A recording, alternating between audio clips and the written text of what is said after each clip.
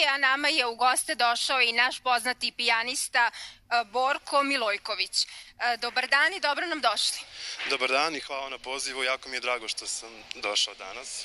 Ono što je posebno interesantno, eto i u ovoj situaciji našli ste način da organizujete manifestacije, jedna od tih je upravo Sirmium festival. Kako se to održava?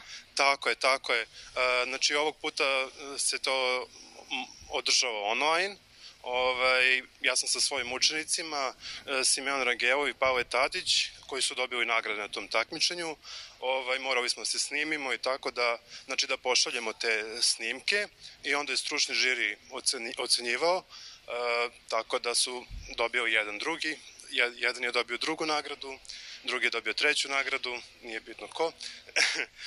Tako, jer su meni svi moji učenici isti. Bitne su nagrade, da. Bitne su i nagrade, ali samo naravno. Učešće, prosto postreg. I učešće, da. To su inače učenici muzičke škole Vladimir Đorđević u Beogradu, jedine muzičke škole na opštini Zvezdara. I meni je to jako... Eto, opština Zvezdara, tu nam je i predsednik opštine Zvezdara, da li ima to neke veze danas? Koincidencija, da, ja stvarno nisam znao. Tako da, ja sam dobio kao profesor diplomu, što je lep gest tog festivala, zato što su profesori obično negdje u senci i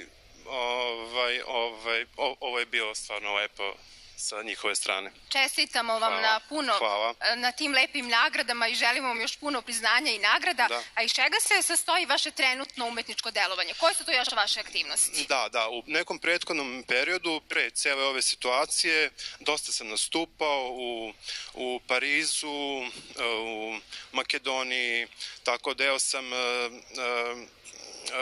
asocijacije Mondo Kut, to je udruženje Srba u Parizu, tako da sam deo kvarteta Petra Gojkovića, učestvovao na svetosavskim balovima koji su se održavali u Parizu, Srbiji i na Kosovu.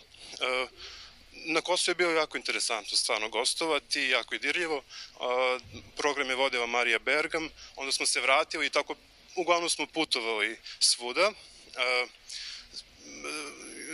I bilo je, solistički koncerata također u Italijanskom kulturnom centru Beograda i tako dalje. To je od nekih prošlih koncerata, a ono šta me očekuje... Evo i sada gledamo upravo, odakle je ovo? Ovo je iz škole u kojoj radim snimak, da. Tako da...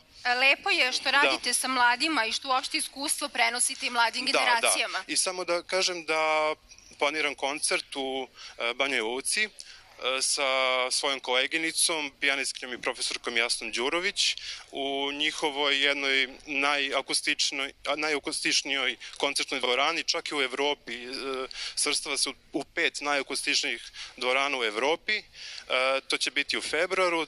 Također moj solistički koncert u Kulturnom centru Beograda, koji će biti u decembru, 21. decembra.